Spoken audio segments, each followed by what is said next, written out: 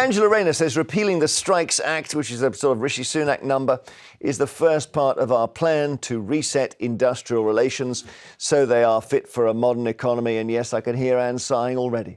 The Act meant there needed to be a minimum service level in some sectors when they took industrial action. It was brought in after that huge wave of walkouts by public sector workers over pay, jobs and conditions, which all came off the back of the big rise in inflation.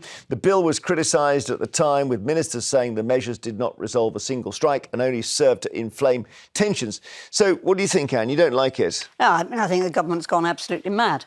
I mean, if you actually look at what these laws consist of, the essence is that there's a minimum service level. So if doctors are on strike or railways are on strike, because they all have been recently, there's still got to be a minimum service level by law which must be provided. Now, if you water that down, let alone take it away, but if you water that down or take it away, it means that the general public is going to feel the effects of the strikes even more strongly than they are at the moment. And you ask people queuing in a couple of years now for health services, they don't actually want this. Bobby? Yeah, the thing is, what is the purpose of striking? Ultimately, is to remove their labour. And as a teacher, I've been on strike before.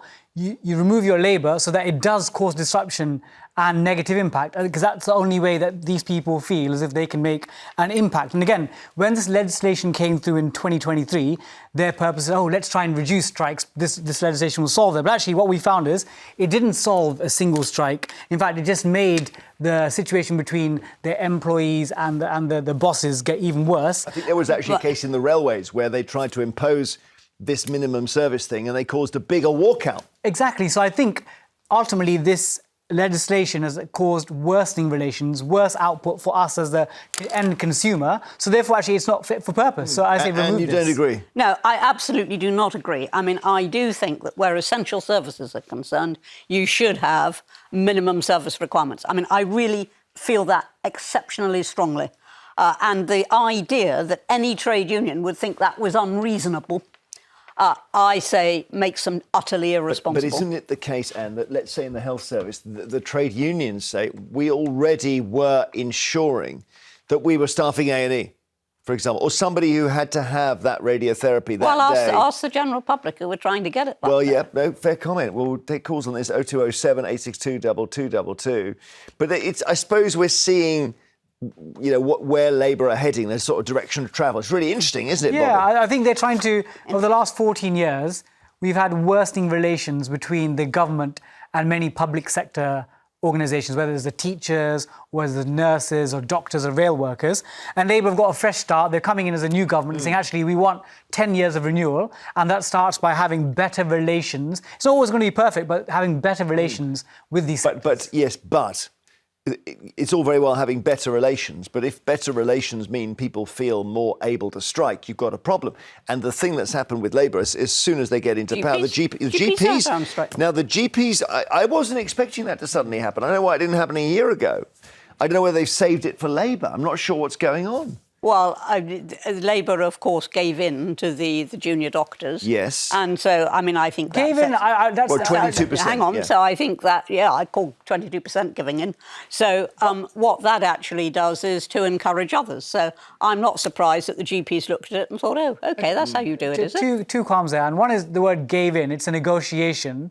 And the second bit is, again, if you look at doctors, they had a 35% real terms decrease in the last decade, again, which is why people are struggling to get appointments because they're not... I mean, most of that time, inflation was near zero.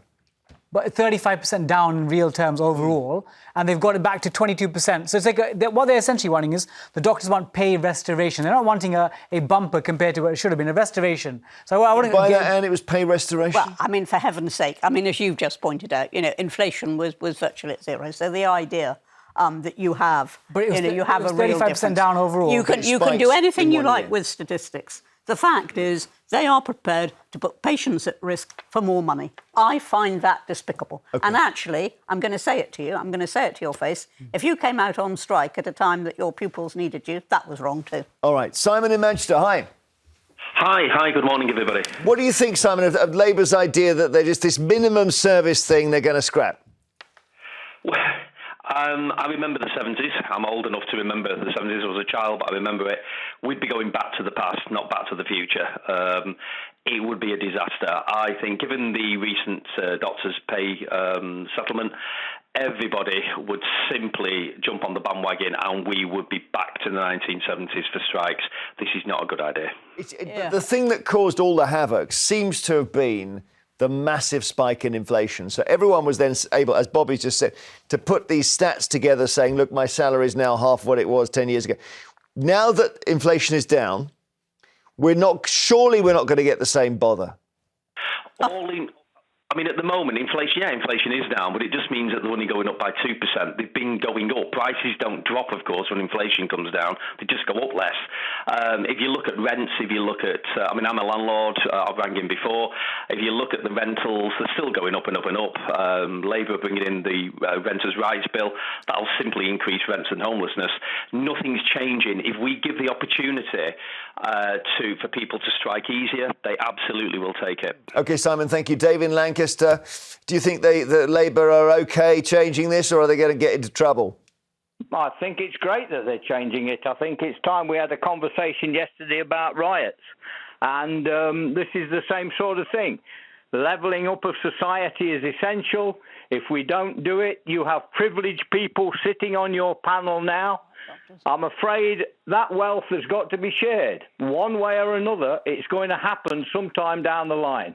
Yeah, hang on, when you say levelling up, I mean Labour have abolished the cabinet minister whose job was levelling up because they said it was just a slogan.